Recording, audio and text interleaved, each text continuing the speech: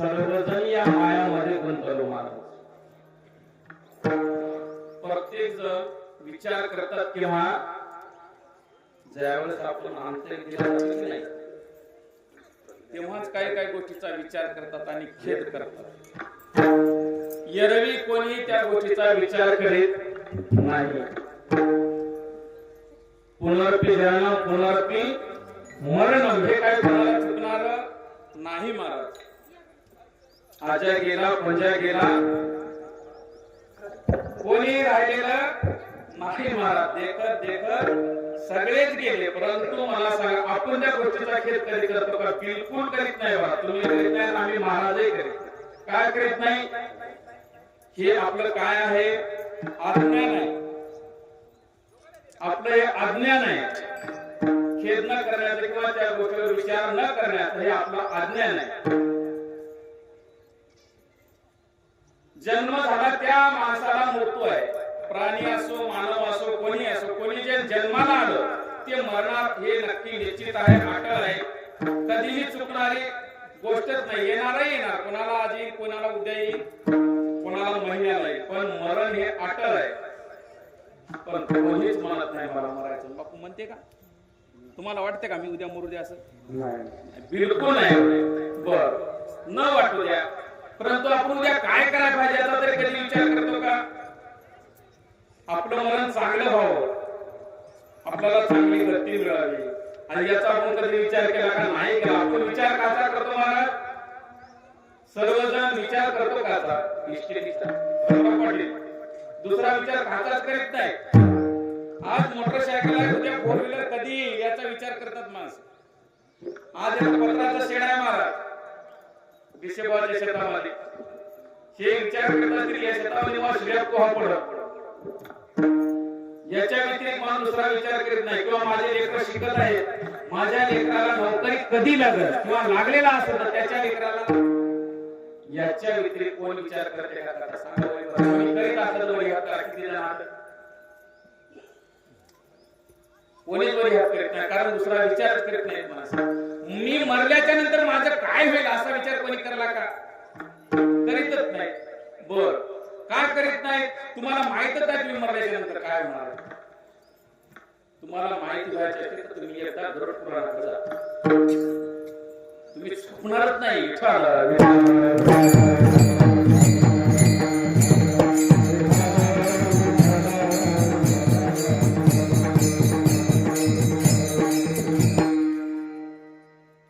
गरुड पुराणामध्ये पुवाच्या नद्या आपोआप सांगण्यासारखंच नाही. तिथं काय काय कथनच वेगळं आहे. आपल्याला तितक्याच जायचं नाही. आपल्याला इतकंच बघायचं हे आपलं जीवन सार्थकी लागल कसं फक्त याचा विचार करायचा. आणि मेल्याच्या नंतर खरंच आपल्या जीवाला मिळते का? मिळावं असं वाटत असेल तर त्याला एकच उपाय महाराज ते आहे नाम. नामा बिगर दुसरा तरण हरी प्राप्तीची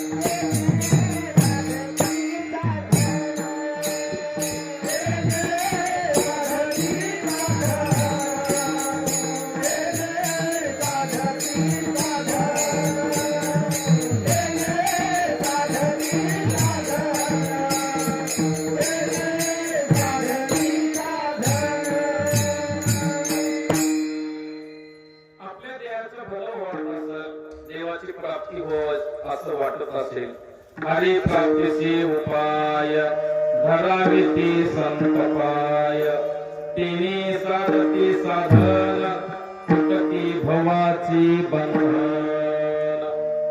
जे आपल्या मार्गाचं काही असेल महाराज ते तुटल्या जाते कशामुळं? संतांच्या कृपेमुळं, संतांच्या आशीर्वादामुळं आणि जे संतान आपल्याला नाम दिलं त्या नामामुळं.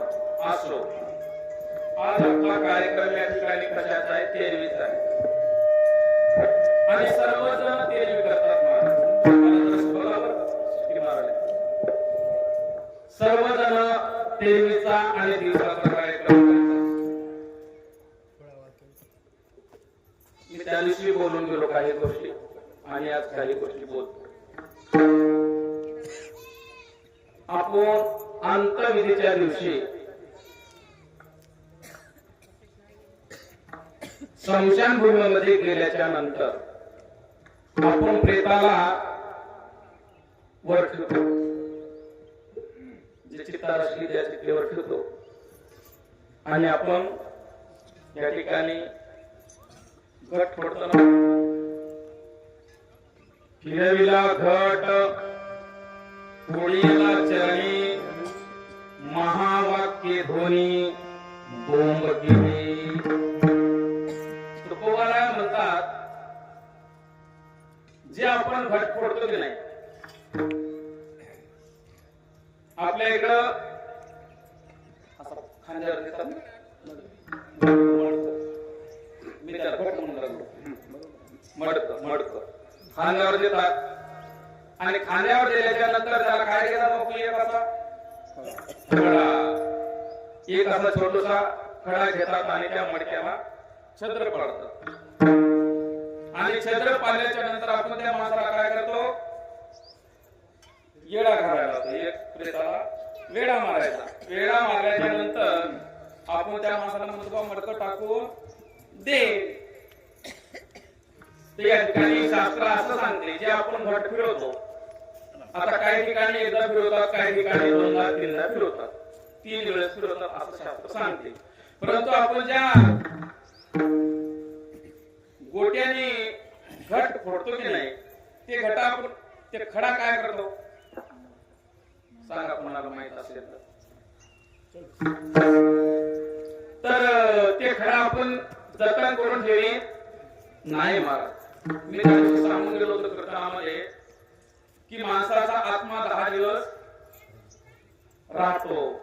खडा आहे खडा या घटामध्ये जे पाणी आहे महाराज हे पाणी आता काय काम करते याचं विज्ञान आहे आणि याचं शास्त्र आहे. सांगितलं मला फार टाइम नाही तरी पण तुम्हाला सांगतो तो खडा ज्या दिवशी आपण दिवस करतो की नाही दिवस त्या दिवशी हे खडा पाहिजे. या खड्यामध्ये माणसाचा जो जीव आहे तो खडा फोडल्यामुळं खड्यामध्ये असतो आणि ते गोटा दिवसाच्या दिवशी आपण जे 3 पिंड करतो तयार गोळे असे 3 करतो ना. 3 किती करतात तुमच्याकडे? जास्त करतात का? दिवसाला जास्त करतात 3. बोला 3. तर त्या 3ला हा गोटा लावावा लागतो. या गोट्याचा जीव त्या जर निवदाला लावला तर त्याला ते अन्न मिळतं महाराज आणि त्याच्यामुळे ते काक म्हणजे कावळा त्या पिंडाला प्रवेश करतो. आता कावळा कोण आहे हे वगैरे वगैरे खूप काही सांगितलं सर. असं ते का फार लय आता ते नाही ते खूप लय मागते ते खूप आरामाने गेल्यासाठी कथाच वेगळे वगैरे पडला तर ते सिटीच्या खाल्या बसला वगैरे वगैरे लय मोठा आहे ते किती कथा सांगितलं सर आपल्या पुढे आहे. जेव्हा त्या कावळ्यानं तो पिंड प्रशान केला तेव्हा आपल्या वडिलाला तो पिंड मान्य झाला आणि जो घट आहे आपल्या इकडे दैत्य माणसं पायानं पडतात. मी पाहिलेली गोष्ट आहे कोणावर हाळ नाही घेत. बरेचसे माणसं जरा असे कुंगाचे राहतात त्यांना घट खोल्याबरोबर लगेच फुटायचे पाहिजे बिलकुल द्यायचे नाही. ज्या घटानं आपण ज्या गोट्याने तो मडकं फोडलं त्याच गोट्याने ते पुरे फोडले तरी चालतात. परंतु पायानं घट याचा एक अर्थ असा आहे आपल्या बापाला आपणच लोकांना तुडवायला लागलो.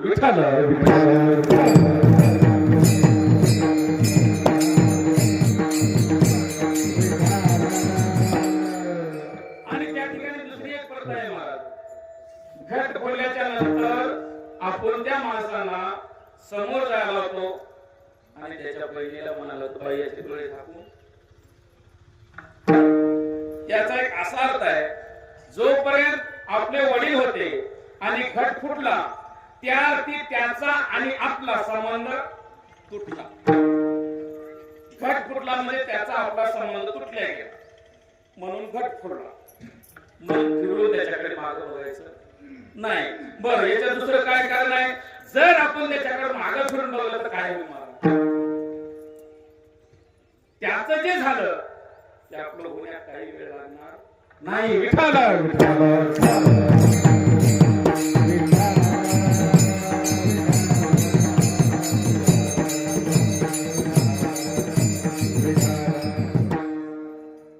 अशा बरेचशे विधी आहेत या अंतर्विधीसाठी, जेणेकरून ते करायला पाहिजे. या ठिकाणी काशीला गेलेले, रामेश्वरला गेले, किती जण आहेत? वर याद करा, मी काय मला सेवा देणार नाही, मारणार नाही, काय नाही, बिलकुल वर याद करा. काशीला, रामेश्वरला गैराचे गेले, ज्याने पिंडदान केलं, अशा व्यक्तीने वर याद करा. कोणीच गेलं नाही, गेला काशी नाही.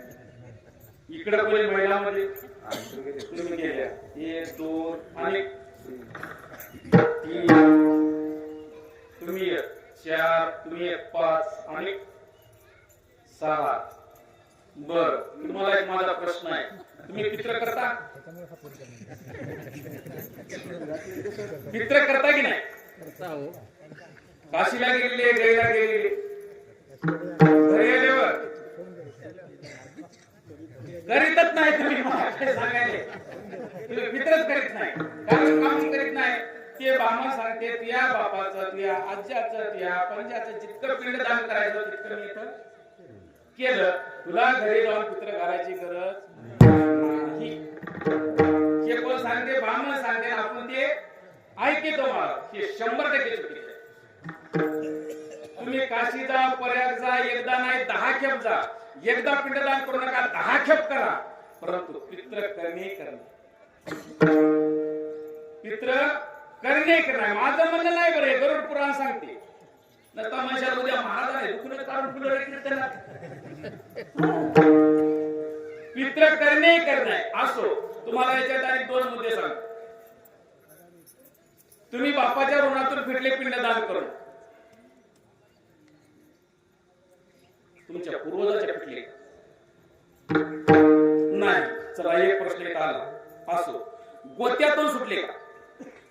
आता या ठिकाणी पायधुनी होते. पायधुनी होते. आपण ज्या वेळेस पित्रा करतो त्यावेळेस आपल्या घराला आपले बाप आई येतात, त्यावेळेस आपण आधी काय करतो? पाय धुतो. त्याला काय म्हणतात? गोत्या. गोत्याच्या कर्जातून माणूस कधीच मुक्त होत नाही. महाराज, 4 गोत्या असल्याशिवाय तुमच्या पेटाला कोणी हात लावते का? असं कधी झालं का? मला 4 पोरं आहेत आणि 4 पोरांनाच नेऊन जाळलं, असं कधी होत नाही. महाराज, गोते लागतात. म्हणून गोत्यासाठी सुद्धा तुम्हाला पित्र करणं आहे. आजवर केले नसतील नका, येथून पुढे बिलकुल करा. रामदास महाराजांना सांगितलं.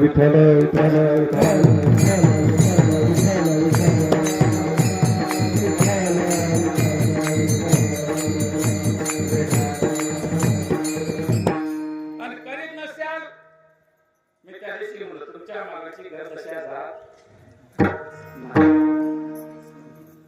आपल्याला आतापर्यंत माहित नाही की आपल्या घरामध्ये किती माणसं मेलेत. बरं, सगळे चांगलेच मेलेत आपल्याला माहित आहे का? बिलकुल माहित नाही. आपण फक्त आपल्या आज्यापासून जाणत असेल. एखादं पिशाच मूळ राहिला असेल काय माहिती, एखादं वाईट कर्म करून फाशी घेऊन मेला असेल, त्याला गती मिळाली याचं काय भरोसा आहे? शक्यच नाही महाराज. म्हणून पित्र करणं. पित्राच्या पुण्यानं आपल्या वडिलांचा उद्धार होतो. आणि त्यातले त्यात हे सप्ते आता सुरू झाले. लोक अन्नदानाला आता लागले. कारंगराव पाटील अन्नदान आता करायला लागले. पूर्वीचे लोक अन्नदान काला म्हणतात हे माहित नाही. पुण्य करून घडत. ज्या माणसाच्या हातून वस्त्रदान, अन्नदान, गोदान, स्वर्णदान जर होत असेल तोच पुण्यात्मा. एरवी एकदा केली पंगतन बसला सालभर सांगत असं नाही जमत महाराज. काही लोक भरतून म्हणतात पोमाया ते पंगत देश मोठी होती भरत असेल पण ते काही दुसऱ्यासाठी नाही. विठ्ठल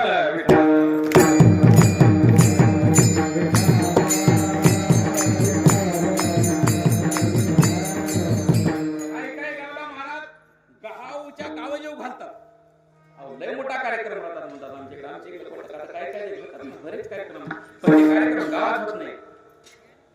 गाव जेव घातला म्हणतात तसा गाव जेव घातल्यावर काही फरक पडेल का? इतका रे कापतो लक्षात आलं नाही का? कमर इतकाय हे गाव जेव घातल्याने फरक पडेल का? त्यानं नाही पडणार. पडतच नाही बिलकुल फरक पडत नाही. त्याला सात्विक आनंद आणि सात्विक माणसाला जायला पाहिजे. मला सांगा दक्ष राजाच्या यज्ञामध्ये चांगले लोक जेवण गेले. महाराज उगाच घंटा वाजला का?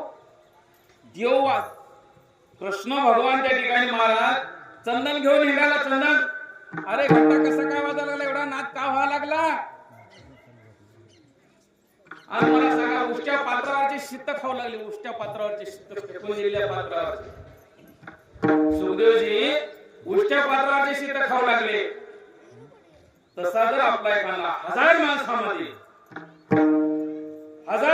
या ठिकाणी एवढे माणसं जमले आपल्याला याच्यामध्ये कोण किती पुण्यवान आहे अजिबात माहित नाही आणि कोण किती पाप केलेला हेही माहित नाही. हे ओळखता येत नाही महाराज.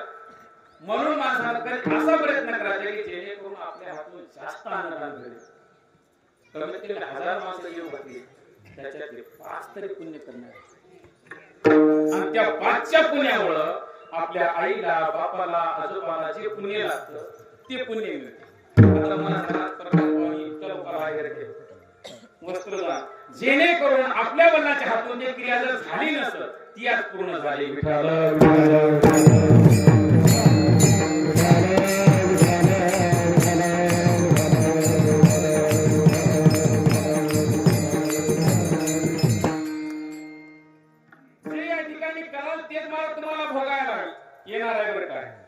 केले कर्म झाले त्याची भोगा आले. उपजले मेले आयशे किती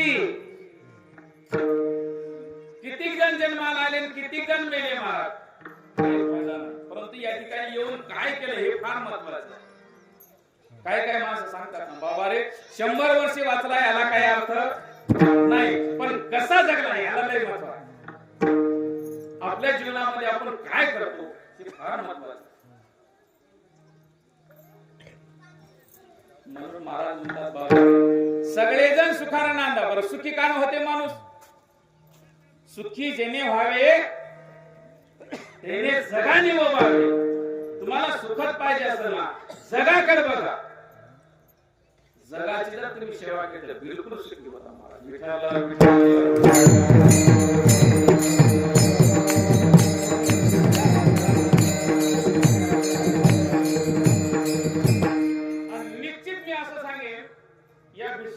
पुण्य आहे आनंदरावाच्या घराण्याचं पुण्य आहे.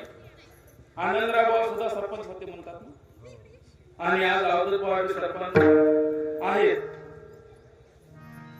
कोणतंही पद पुण्याबिगर मिळत. लाखाने रुपये नाही तुम्ही कोटीने रुपये खर्चा. हे शब्द ध्यानात ठेवा. गावातल्या सरपंचाचे विलेख असू द्या पंचायत समिती असू द्या जिल्हा परिषद असू द्या की आमदारकी असू द्या की खासदारकी असू द्या त्याचं जर पुण्य असेल त्या पदावर जायचं तर तो जाऊ शकतो. आणि त्याचं जर पुण्य नसेल तुम्ही लाख प्रयत्न करा महाराज काहीच त्याचा फायदा नाही. किती पैसे आमच्याजवळ प्रमाण आहे. पुण्य पदाची पावटी सरे इंद्र पदाची उठी उतरे येऊ लागती माघारे मृत्यू लोका. इंद्राचं पद मिळते परंतु पुण्यानं आणि तुमचं जर पुण्य सरलं ना महाराज येथच यायचं मरण वाचणं मरण जगणं हे एक मोहन पोऱ्या मोहन ती पिंती माहिती पिंत्या मोहन याच्याच आपलं सगळं त्याच्यातच गेलं आणि आपल्याला त्याच्यातच यायचंय. याच्यामधून एकच करा. करा रे बापानो साधन हरीचे, करा रे बापानो साधन हरीचे, करा रे बापानो साधन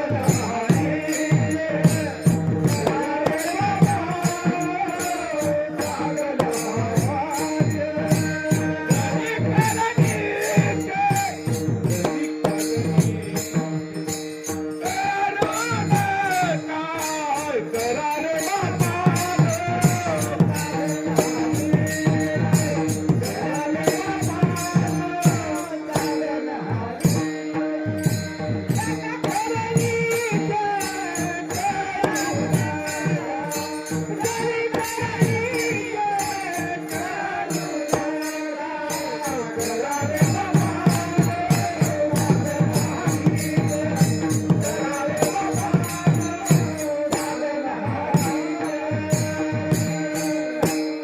महाराज म्हणतात बाबा रे काय करा.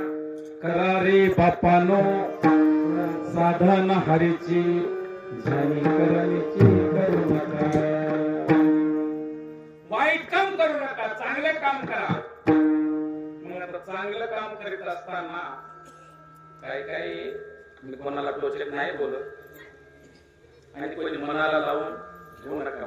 कसं आहे कीर्तनकार बोलतच असतो पण काही काही फस्तच मनाला लागते. मनाला लागून जाते का वैयक्तिक शब्द नसतो. आमचे महाराज म्हणतात जोडून या धन उत्तम व्यवहार आहे. आता काही काही गावामध्ये काही काही बऱ्याच ठिकाणी लोक काळा पैसा घ्यायच्या मागे. मग आता ते कोण्या वाटत असेल काय असेल ते नाही मला म्हणायचं, परंतु त्या पैशावर जास्त लक्ष देऊ. त्या पैशाला काय होईल, तुमच्या घरी जी जन्माला येणारी पिढी आहे की नाही, तुमचे मुलं बाळ आहेत, ती आवडा चांगली जन्माला येणार नाही. काय येणार नाही, त्यांना कष्ट काय आहे हे कळणारच नाही. पहिली एक म्हण आहे बापू, तुम्हाला माहिती आहे, अलकाचं पीठ अलकाचं पीठ वाटोळीला. मग तसंच असते, तुम्ही जोडायचा प्रयत्न करता आणि ते पोरं एक एक तोडायचा प्रयत्न करते. आमचे महाराज म्हणतात तसं एक धन जोडू नका. धन जोडायचंच आहे ना, जोडून या धन उत्तम व्यवहारी, उदास विचारे वेच करी. आला असेल तुमच्या जवळही जास्त पैसा, उदास विचारी त्याच्यातला कमी जास्त 10% तरी पैसा या कार्याला लावा. कुठं तुका म्हणे सत्य कर्मा भावे साह्य, घातलिया भय. सत्य कार्यक्रमामध्ये त्याच्यातला खर्च झाला पाहिजे आपल्याकडून. कशासाठी? आमचे महाराज म्हणतात, बाबा रे, सुखे तुम्ही नांदा, घराची घराचे दाराचे सुखी तुम्ही नांदा. घरीचे दारीचे सुखी तुम्ही नांदा. घराचे दाराचे सुखी तुम्ही नांदा. घराचे दाराचे सुखी तुम्ही नांदा.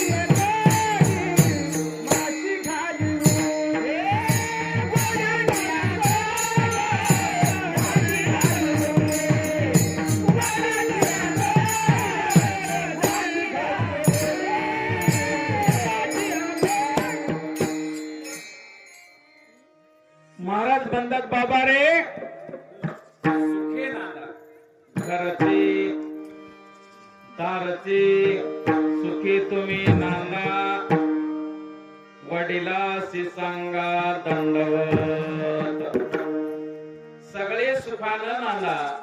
याचा अर्थ काय होतो महाराज? तुम्ही आम्ही खेळी गदा आरोळी आनंदी. आनंद आनंद कुठेही मिळत नाही. आनंद मिळण्याचं ठिकाण हेच असतं. नामस्कीर्तन ज्या ठिकाणी हरिकथा होते त्या ठिकाणी माणसाच्या मनाला समाधान मिळते. आणि याच्यामध्ये तुम्ही रममान व्हा असं कोण तुकाराम महाराज म्हणतात. सुखानं नांदा, कोण्याही गोष्टीची चिंता करू नका. कारण का करू नका महाराज? तुम्ही जर देवाचं कार्य करीत असाल, नको खेद करू कोणत्या गोष्टीचा पती लक्ष्मीचा जाणत असेल. आपण चांगलं काम करा, बिलकुल चिंता करायची गरज नाही महाराज. काळजीच करू नका. त्या देवावर भार टाकून द्या, बिलकुल त्यानं तुमचा भार वाहणार हो. चिंताच करायचं काम नाही, बिलकुल चिंता करायचं काम नाही. परंतु आपला विश्वास लागते. आपला जर विश्वास नसेल काय होणार आहे? फायदाच होणार नाही ना. विश्वासानं सगळे काम होत असतात. विश्वास सतो करू स्वामीवरी सत्ता सकळ भोगिता होय त्यांचा. आणि त्यातली त्यात हे गोष्टी सगळ्या चिंतनामध्ये पाहतात. आपण हे न करता महाराज म्हणतात बाबा रे आपण कोण्या ठिकाणी गुंतलो, कोण्या गोडीला चिटकलो? मदाची गोडी. आता या ठिकाणी आपण मध कोणता घेऊ? बाकीचा मध घेऊ नये, आपण संसारातला मध घेऊ. मध बरेच आहेत बाबा, मध बरेच आहेत, रस बरेच आहेत. काय एक प्रकारचं येत नाही बोलणं. रस खूप प्रकारचे आहेत. आम्रत रस आहे, जुसाला रस म्हणतात, उसाचा रस म्हणतात, मध्ये रसच आहे, अनेक प्रकारचे. आणि या ठिकाणी मधाची गोडी. आता एकाने मध म्हणल्याच्या नंतर एका गोष्टीचा मध राहत नाही महाराज. मध या शब्दाचा अनेक अर्थ. मध काय काय माणसं म्हणतात याला मध आणणारे, पण कशाचा?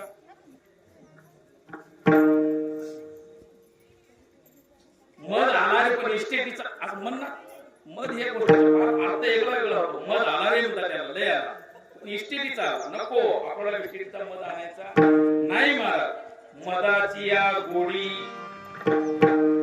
आपण त्या मधाच्या गोडीमुळे महाराज ज्या ठिकाणी गुरफटायला न पाहिजे त्या ठिकाणी आपण गुंतायचं.